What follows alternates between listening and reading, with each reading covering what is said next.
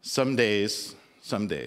To be fair, before the service, I did warn Damien I was going to do some weird stuff this morning. Not nearly as weird as I think turned out, but I didn't warn him about this part. Can you go back a slide, Damien?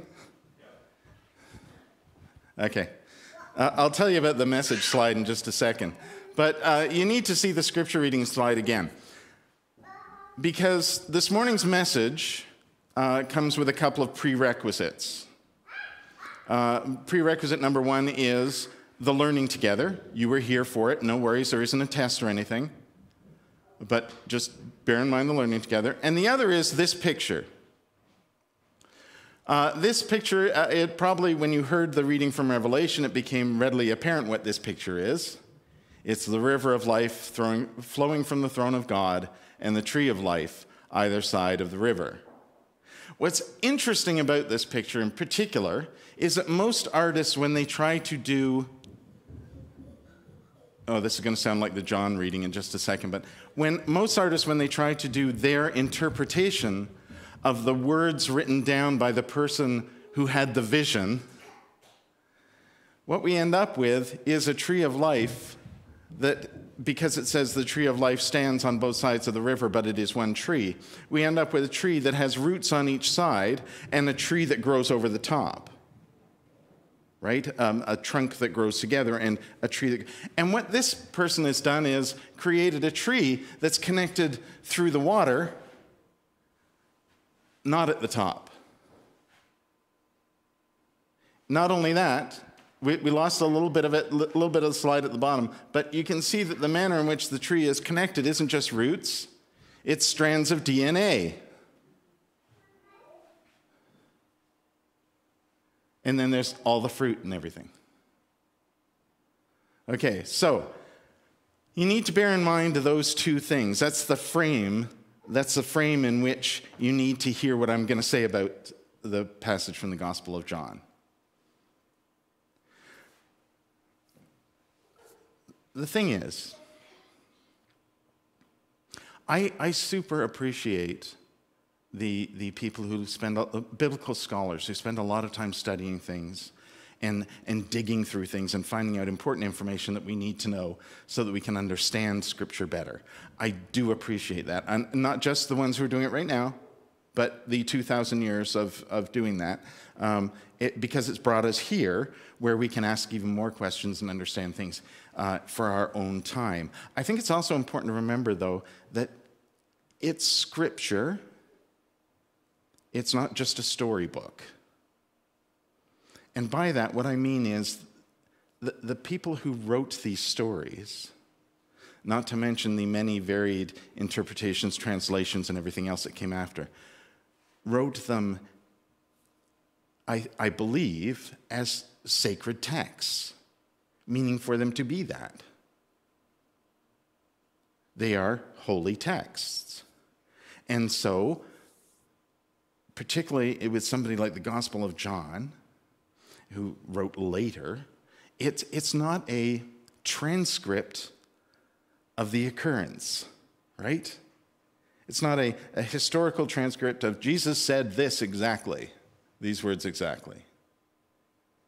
It's someone writing down what they think they heard, and of course trying to frame it in a way that sounds, well, like a religious text. So when you hear this passage from the Gospel of John, and particularly if somebody's reading it, when you hear this passage, very quickly, I think, at least for myself, I start to go, who's on first? Because it sounds a little bit like, you remember the who's on first? I've actually even forgotten what's on second. Was it what? Was it what? Okay. But it sounds... Wait, okay, go back. And see, I think maybe if Jesus started to explain this to the disciples, and okay, it's entirely possible that on the night of the last, what we call the Last Supper, Jesus said, okay, now I'm going to make a speech now. It's entirely possible. It was a dinner. You know, sometimes you have a speech after dinner. It's entirely possible. It's also entirely possible that Jesus had conversation with them afterwards, and it became what we give this fancy name the farewell discourse, because there's important stuff here. But I have a feeling when Jesus started to say that the Father is in me and I am in you, so you are in me and I'm in the Father, so you're in the Father, at least one of the disciples went, what? Wait, go back. Do that again. In fact, Judas, not Iscariot, even said, but why are you telling us and not everybody? And in that moment, I think Jesus might have gone, okay, you got to listen, okay? And probably half the disciples went, yeah, you could probably explain it better too. Because that's how well they knew each other. And that's the point. That is precisely Jesus' point. I can say all the words I want to everyone. I can preach and do speeches and everything to everyone. But you guys have been with me. So you've not only heard my words, you've experienced what I mean when I say love one another as I have loved you. You know what I'm talking about. That it's not just words, it's not just behavior, it's life. It's how you live, literally how you live. You guys know what I'm talking about. So you know that it's not enough to just go and preach and tell people stuff. You can't just go and tell the story. You have to live it. They have to see me in you. That's how they will know. Because that's how you know. And what you know is that I am in you.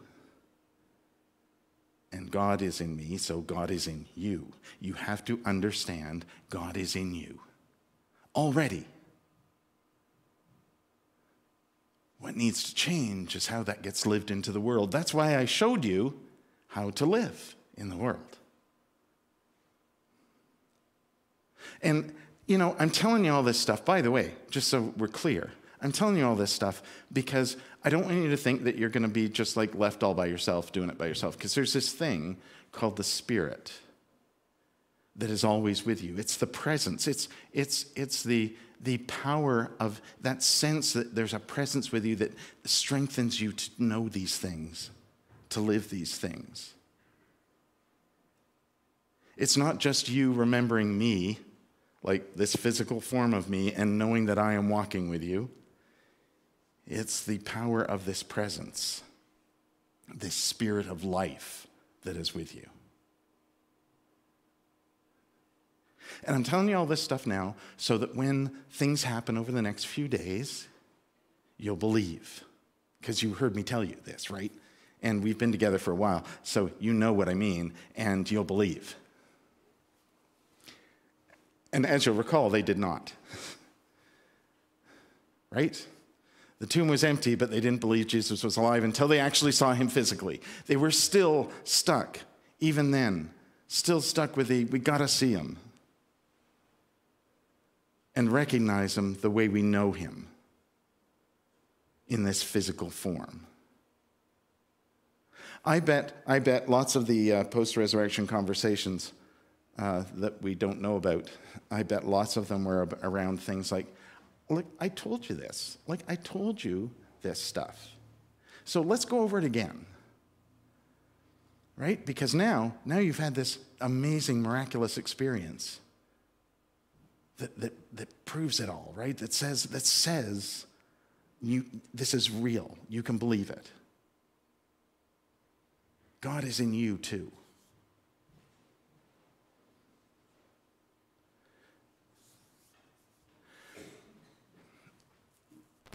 It sounds way more complicated than it is.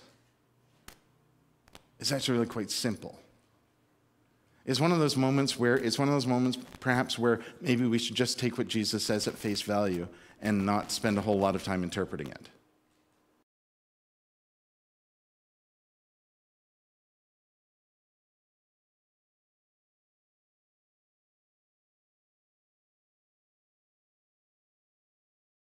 If they don't get there in time, thousands of soldiers will die. And one of them gets killed on the way. I'm sorry, spoiler. One of them gets the one guy makes it through, and they've already sent a first wave, but he manages to save some. Who he can't save is the guy that went with him, who turns out to be the brother of one of the majors in the unit that is this forward unit. And he's just met him and had to tell him his brother's dead. And having that whole experience of the movie is that nightmare of trying to get there to tell them. And having had that whole experience, losing his friend, having to tell his brother he's dead, he goes over and he collapses under that tree. That one lone tree that is standing in emptiness. Somehow that's a tree of life. Even in that moment. That's the image of Revelation that is so hope-inspiring to me. The river of life and the tree of life that grows quite around it somehow. That there's not sides. Somehow it's connected, because we all are. Whatever side we're on, wherever we are in our life, we are connected. The spirit of life is that connection that is in us, and we live it into the world the way Jesus showed us. And when we do that, we show others, and they show others.